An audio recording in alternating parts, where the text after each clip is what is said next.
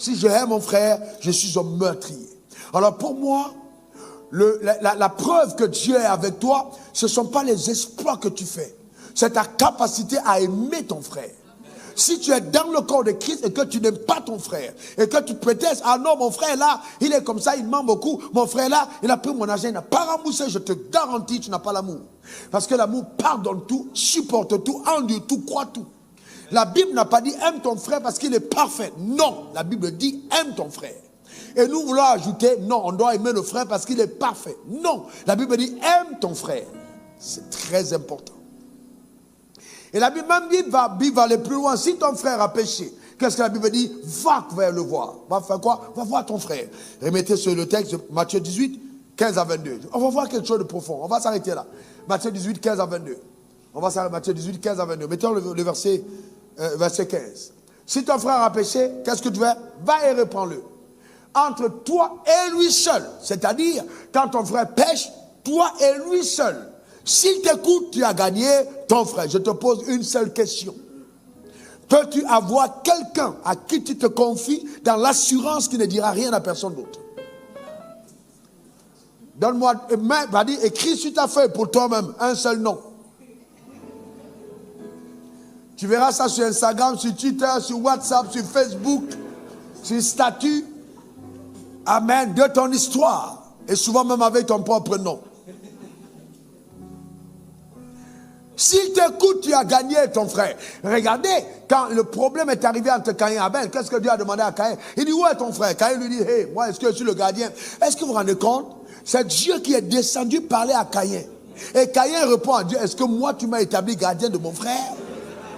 Vous vous rendez compte? Il y a même les gens ce matin, pendant que je parle, il dit, parle ton discours là. Nous, on va partir, continuer dans nos affaires.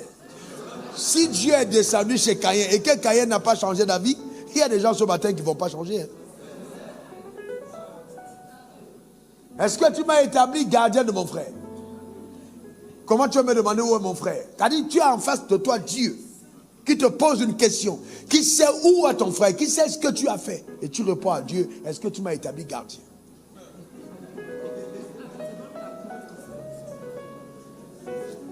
Remettons, continuez au verset qui suit. Vraiment, le verset qui suit, s'il vous plaît. Mais s'il ne t'écoute pas, parce que c'est possible qu'il ne t'écoute pas, alors la Bible dit, prends avec toi une ou deux autres personnes afin que toute l'affaire se règle sur la déclaration de 2 ou de 3 témoins. Donc tu prends maintenant des personnes et tu vas vers lui. On est d'accord? Maintenant, continuons. S'il refuse de les écouter, dis-le à l'église. Et s'il refuse aussi d'écouter l'église, qu'il soit pour toi comme un païen et un publicain. Donc tu ne peux pas le considérer comme un païen et un publicain tant que la démarche de conciliation n'a pas été faite. Pourquoi est-ce que Dieu le dit? Parce qu'il est possible que ce que tu as entendu ne soit pas vrai. Le diable s'appelle l'accusateur des frères. Même pour mes propres frères dans l'église, mes propres fils. Combien d'histoires je n'ai pas entendues? Mais j'ai le Saint-Esprit. Si j'estime, en priant devant Dieu, que ça ne vaut pas la peine de poser la question, je ne la pose pas du tout. D'accord? Mais si j'estime qu'il faut poser la question, je te la demande. Alors maintenant, tu as la responsabilité. Soit tu me dis oui, soit tu me dis non. Maintenant, si tu dis non, et que, voyant l'insistance de cette affaire persister, je prendrai un autre frère. Mais là, il faille que j'ai une preuve contre toi. Mais si donc, je n'ai pas de preuve contre toi, et que moi, pasteur, tu as dit non, Dieu me donnera la preuve contre toi. Il la rendra publique. Cette affaire qui devait être réglée entre nous deux sera publique. Parce qu'en tant qu'autorité, tu m'as menti. Voilà le problème. Vous comprenez? Donc c'est pour ça qu'il faut faire très attention. Et donc c'est pour ça que être pasteur, c'est une grande responsabilité. Être pasteur, c'est la capacité d'avaler des informations et d'aller à la tombe avec elles sans que personne ne soit au courant. Ma femme qui est là ne sait pas tout de vous. Parce qu'elle n'a pas la capacité de porter ça dans son cœur. Il y a des choses que vous me dites qu'elle ne saura jamais. Parce que je veux que ma maison soit paisible. Parce que s'il faut rapporter tous les problèmes à la maison encore, ça va être un autre problème. Donc, d'accord, je les gère au bureau, j'éclate dessus au bureau. Quand je rentre à la maison, c'est terminé. Quand je veux le pastorat, c'est pas à la maison. Vous voyez ce que je suis en train de dire? Donc, je garde ça en moi. Et je ne veux pas non plus appeler telle personne pour dire telle affaire, telle chose. Non, si je le fais, je pêche devant le ciel. Parce que ça supposait être une démarche secrète. Donc je ne peux pas profiter de ta faute pour t'exposer auprès des autres. Là, je manifeste son syndrome de Caïn. C'est comme si je suis en train de te tuer.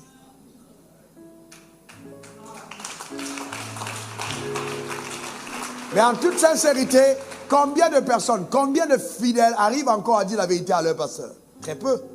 Alors j'ai reçu une grosse personnalité dans mon bureau et puis je lui ai posé une question. Il m'a dit, ouais, ça reste entre moi et Dieu. Je lui ai dit, quand tu vas te tenir devant les médecins et qu'ils te demandent, enlève ta chemise, enlève ton pantalon, couche-toi sur la table, tu te couches tout de suite.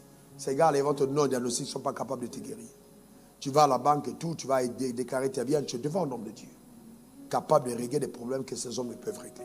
Donc la personne à qui tu dois faire confiance, c'est le pasteur. Si tu perds ta confiance en ton leader, tellement de personnes ont quitté leur pasteur pour venir me voir en disant, pasteur, je vais te parler des problèmes que j'ai. J'ai dit, mais pourquoi tu ne parles pas à ton pasteur? Non, je ne veux pas que mon pasteur sache. Mais pourquoi tu ne veux pas que ton pasteur sache? Et moi, tu veux que je sache? Qui suis-je pour toi? Si ton pasteur ne connaît pas ta nudité, ce n'est pas ton père. Un père est quelqu'un qui t'a vu nu.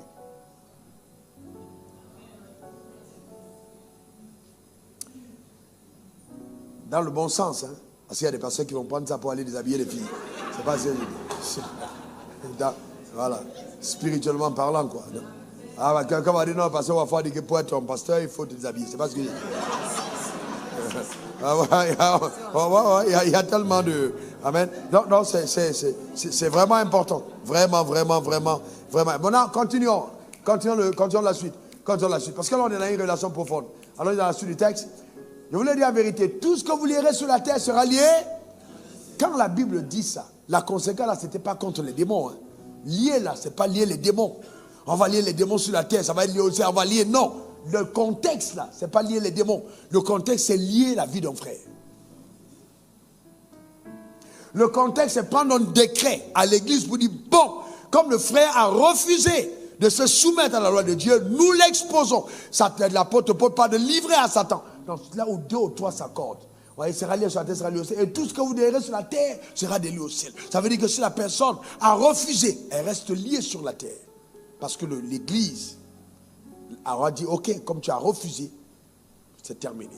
Mais si l'église lève la main pour dire, nous pardonnons les péchés de cet homme, nous prions pour lui, au ciel même c'est délié. Et la gloire de Dieu continue de descendre dans la vie du frère. C'est ce que ce texte veut dire. C'est ce que ce texte veut dire. Donc ça veut dire qu'il peut y avoir des maux, des problèmes que je transporte, qui ne viennent pas de l'enfer, mais que l'église m'a tenu captif. Parce que quelque part, j'ai fauté par rapport à Dieu. Quand il fallait dire la vérité. Encore, écoutez-moi, là, sans repentance, il n'y a pas de croissance. Quelqu'un qui refuse de se repentir ne connaîtra jamais la croissance. Dieu a permis que notre croissance passe par les escaliers appelés repentance. Et la repentance, elle est perpétuelle. Vous savez, tous les hommes qui ont marché avec Dieu, ont tous eu des moments d'imperfection et de failles. Dieu n'utilise pas les hommes parfaits.